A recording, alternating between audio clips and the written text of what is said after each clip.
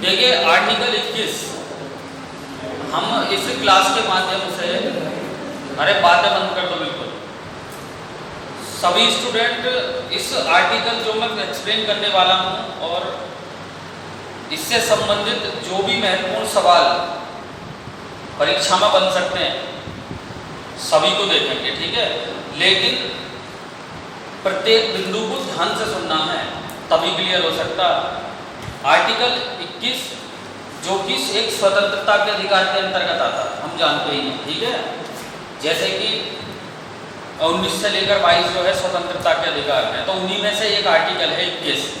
तो सबसे पहले तो आप इतना याद रखिए, प्राण व दैहिक स्वतंत्रता का अधिकार है आर्टिकल 21, प्राण व दैहिक स्वतंत्रता का अधिकार। अब इसमें बहुत सारे ऐसे अधिकार हैं जो हमें दिए गए हैं, समझ रहे हैं। जैसे कि मैं पॉइंट आउट करके कुछ बातें बताऊंगा, उनको ध्यान से सुनना है। जैसे कि एकांतता का अधिकार, ध्यान से सुनना है। जैसे कि एकांतता का अधिकार, एकांतता का अधिकार आर्टिकल 21 के अंतर्गत मौलिक अधिकार है, और मौलिक में भी कौन सा है, स्वतंत्रता का अधिकार है। क्या होता है एकांतता का अधिकार, ध्यान से सुनेंगे। देखिए एकांतता का जो अधिकार है ना, वो होता है राइट टू प्राइवेसी, यानी कि कोई भी आपकी गुप्त बात है उसे गुप्त रखने का अधिकार। ये दो तरीके से समझना है क्वेश्चन में क्या कह रहा हूं। एकांतता का अधिकार जो है वो ऐसा पूछेगा एग्जाम में कि एकांतता का अधिकार किसके अंतर्गत आता है, तो आप कहेंगे आर्टिकल 21 के अंतर्गत। क्या है एकांतता का अधिकार, तो इतना याद रखिए, एकांतता का अधिकार होता है आप किसी भी अपनी सीक्रेट बात को सीक्रेट रख सकते हैं। यदि कोई उस सीक्रेट बात को दूसरी तरफ फैलाना चाह रहा है या उसे उड़ाना चाह रहा है, तो वो आपके आर्टिकल 21 के अंतर्गत आने वाले निजता के अधिकार का उल्लंघन कर रहा है। ये बात आपको याद रखनी है, सॉरी निजता का नहीं, एकांतता के अधिकार का, ठीक है। इसके अलावा याद रखेंगे निजता का अधिकार, एक एक पॉइंट को ध्यान से सुनना है। निजता का अधिकार वो भी किसके अंतर्गत आता है, आर्टिकल 21 के अंतर्गत। निजता का अधिकार ध्यान से सुनना, निजता, निजता क्या होती है बहुत ध्यान से सुनेंगे। जैसे इसके अंतर्गत आते हैं शारीरिक मामले, यानी कि आप मनपसंद की शादी कर सकते हैं।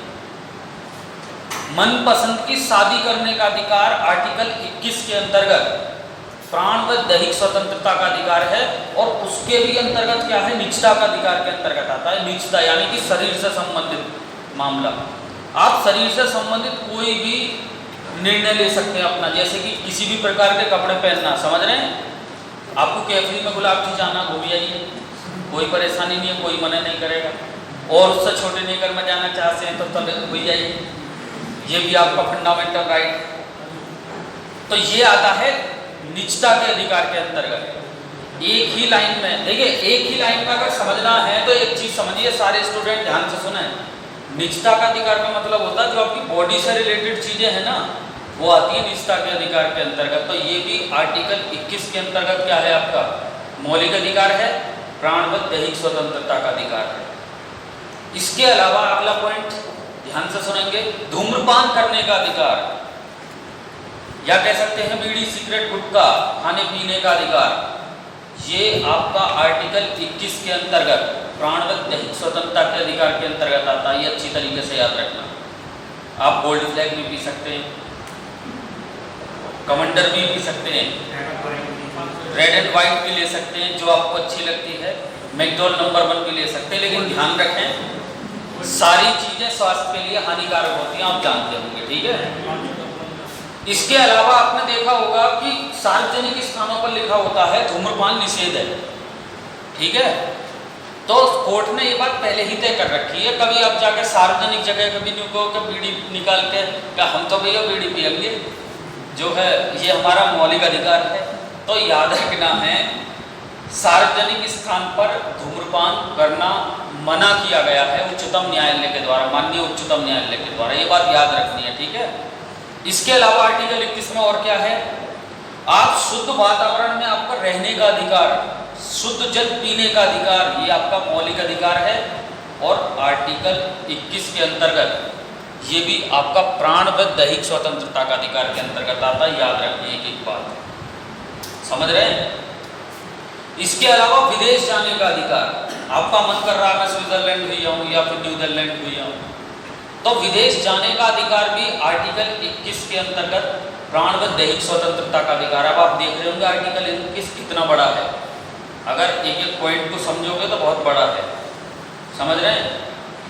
इसके अलावा अगर हम बात करते हैं स्टूडेंट कि कोई महिला अपने बच्चे को पैदा करे या नहीं करे, ये उसका, कल भी हमने इस पर बात की, ध्यान से सुनना, ये उसका खुद का क्या है, मौलिक अधिकार है। और आर्टिकल 21, देखिए ऐसा पूरी तरीके से सुनना है, कोई महिला अपने बच्चे को पैदा करे या नहीं करे ये उसका मौलिक अधिकार है आर्टिकल 21 के अंतर्गत, ठीक है। लेकिन ये बात भी याद रखनी है कि कोई महिला मैथुन से इनकार भी कर सकती है, ये भी उसका मौलिक अधिकार है आर्टिकल 21 के अंतर्गत प्राण व दैहिक स्वतंत्रता के अधिकार के अंतर्गत, समझ रहे हैं। बलवन कल हमसे पूछ रहे थे डाउट कि जब महिला इनकार कर सकती है, यानी कि महिला को बच्चा पैदा करे या नहीं करे, तो इसमें आदमी का क्या मैटर है, आदमी का क्या सवाल है, ये हमसे डाउट पूछ रहे। तो देखो ध्यान से सुनना, मैं पूरे को कंसेप्ट को क्लियर करूंगा, इसमें आपका क्या रोल है जरा ध्यान से सुनो। कोई महिला अपने बच्चे को पैदा करे या ना करे, ये उसका 21 के अंतर्गत प्राण व दैहिक स्वतंत्रता का अधिकार है। पहली बात ध्यान से सुन लियो, ठीक है। इसका मतलब बच्चा अगर पेट में है तब पैदा करे या ना करे, ये तब की बात बोली जा रही है, बहुत ध्यान से सुनिए, ठीक है। मैं इसको क्लेरिफाई कर रहा हूं जो इन्होंने कभी डाउट पूछा। आर्टिकल 21 के ही अंतर्गत कोई भी महिला मैथुन से इनकार कर सकती है, समझ रहे हैं। तो आर्टिकल 21 के ही अंतर्गत ये भी है कि वो मैथुन से इनकार भी कर सकती है, ये भी उसका कौन सा अधिकार है, प्राण व दैहिक स्वतंत्रता का अधिकार है। और ध्यान से सुनिए, यदि पेट में उसके बच्चा है, बहुत ध्यान से सुनिए, तो अगर वो बच्चा नहीं चाहती है, जैसा कि मैंने अभी भी बताया, तो वो किसी भी गर्भ निरोध का भी इस्तेमाल कर सकती है, ये भी उसका आर्टिकल 21 के अंतर्गत क्या है, मौलिक अधिकार है, या कह सकते हैं प्राण व दैहिक स्वतंत्रता का अधिकार। लेकिन हर स्थिति में नहीं, राज्य सरकार कई कारणों को देखते हुए इस पर रोक भी लगा सकती है। तो ये ना सोचें कि आर्टिकल 21 यानी कि हमें मिला हुआ है तो हम कुछ भी कर सकते हैं। स्थिति को देखते हुए कई बार राज्य सरकार द्वारा इसको रोका जा सकता है, ये भी बात याद रखेंगे। तो अब आपका डाउट क्लियर होगा, इसमें आदमी का कहीं से कहीं तक कोई मतलब नहीं है, ध्यान से सुने, ठीक है। तो उसके बाद अगर मैं बात करता हूँ आर्टिकल 21 में और क्या है, खाद्य सामग्री पाने का अधिकार। अब आप सोच रहे हैं ये क्या है खाद्य सामग्री पाने का अधिकार। ऐसा कोई भी व्यक्ति जिस पर अपने पास खाने के लिए कुछ नहीं है, बहुत ध्यान से सुनिए, वह राज्य सरकार से या केंद्र सरकार से ये कह सकता है कि मुझे खाने के लिए दो, या भोजन के लिए यानी कि खाद्य सामग्री के लिए बोल सकता है। ये उसका कौन सा अधिकार है, ये आर्टिकल 21 के अंतर्गत उसका प्राण व दैहिक स्वतंत्रता का अधिकार है। यानी कि कोई व्यक्ति खाद्य सामग्री मांग सकता है, लेकिन कौन मांगेगा, जिसके पास कुछ नहीं है वो मांग सकता है। और ये भी उसका आर्टिकल 21 के अंतर्गत कौन सा अधिकार है, प्राण व दैहिक स्वतंत्रता का अधिकार। इसके बाद आती है शिक्षा पाने का अधिकार, राइट टू एजुकेशन। लेकिन ध्यान से सुनना, सारी शिक्षा नहीं, 6 से 14 वर्ष की आयु के बच्चों को, मेरी बात को ध्यान से सुनना है, मैं जो वर्ष बता रहा हूँ ये पूछा जाता है एग्जाम में। 6 से लेकर 14 वर्ष की आयु के बच्चों को निःशुल्क और अनिवार्य शिक्षा, ये भी आपका कौन सा अधिकार है, ये भी आपका आर्टिकल 21 के अंतर्गत प्राण व दैहिक स्वतंत्रता का अधिकार है, समझ रहे हैं। इसके अलावा मैं बात करता हूँ, अगर आप देखेंगे आर्टिकल 21 के अंतर्गत और क्या है, मान के चलो कोई सड़क पे एक्सीडेंट हो जाता है अचानक, ठीक है। एक्सीडेंट होने के बाद जब उस व्यक्ति को अस्पताल ले जाया जाता, हॉस्पिटल सरकारी भी हो सकता, हॉस्पिटल प्राइवेट भी हो सकता, लेकिन बिना देरी किए, चाहे वो सरकारी अस्पताल है चाहे वो प्राइवेट अस्पताल है, बिना देरी किए डॉक्टर का यह कर्तव्य है कि पहले तत्काल उसका उपचार करें, उस व्यक्ति का जिसका एक्सीडेंट हुआ है, उसके बाद में सारी कार्यवाही होगी। ये कौन सा अधिकार है उस व्यक्ति का? आर्टिकल 21 के अंतर्गत प्राणवत दैहिक स्वतंत्रता का अधिकार है। ये भी बात याद रखनी है। क्लियर?